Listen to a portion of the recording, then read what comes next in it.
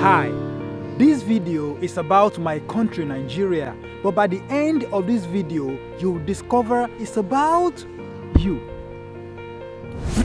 Listen to this.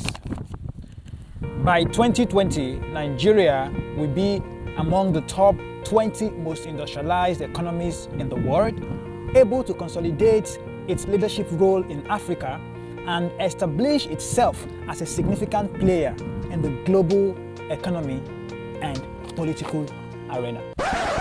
The statement you just heard was made by the Nigerian government on the 1st of October 2009. They had a 10-year plan to make Nigeria one of the most industrialized economies of the world. They had Vision 2020.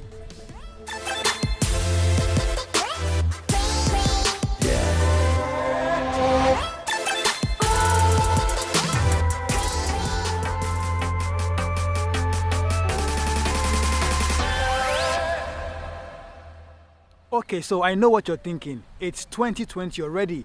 So what happened to the vision? This is what happened. My country still don't have a constant power supply. More than half of the population still live under $1 per day. We can't still refine our own resources. Listen, I hate to be the carrier of bad news, but reality always performs its check. There you have your answer. The vision never happened. Why? The problem is we think we have time, but we don't. Time is transient. It passes without notice. And that is why we throw caution out the window when we make vague statements like Vision 2030, Vision 2040. We always make plans, but we never execute. I said earlier that this video is not about my country, Nigeria. It's about you. This is a new decade. As young Africans, what is in it for us? By the end of this decade, are we going to be counting losses or gains? Whatever we do right now determines the outcome. It is estimated that by 2055, the population of African youth between ages 15 and 24 will be up to 266 million. That is more than any other place in the world. Now I ask you, what plans do we have to match up development with this population growth? I don't see any.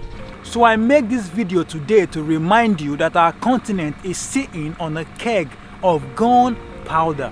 One little oppression, one careless act of aggression could lead to one of the greatest destruction ever known to man. Hey, but there's still hope. I see hope in you. I see hope in me. The first thing is to begin to know the continent. That is why I created this page. Many young Africans don't know the continent. The only information they know about Africa is the history they read from the enemies of the continent.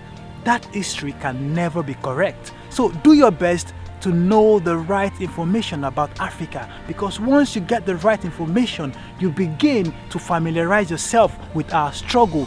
You will appreciate where we came from and where we are today. Now you begin to have genuine love for the continent, and you begin to do your best to make sure we succeed as a people. That is the first thing. The second thing to do is to position yourself. Be aware. Do not allow yourself to be used by leaders who only want to protect their own selfish interest and protect the greed of the outsiders. They will come to you. They will want to divide you along religious and tribal lines. This is what they've done for decades. But this is a new decade, and we cannot continue doing the same thing and expect a different result. Listen, I know it's easier said than done, but we can do this. I am tired of complaining, and I know you are also tired of complaining. We want a change in Africa, and the change, the true change, begins with me. It begins with you. We must begin to accept responsibility to make change for the kind of Africa we want to see. In my next video, I'll begin to share the true story of Africa and the true beauty of the continent. So I'll leave you with this quote: in everything you do, remember not to do what is easy, but always try to do what is right. I'll see you in the next video.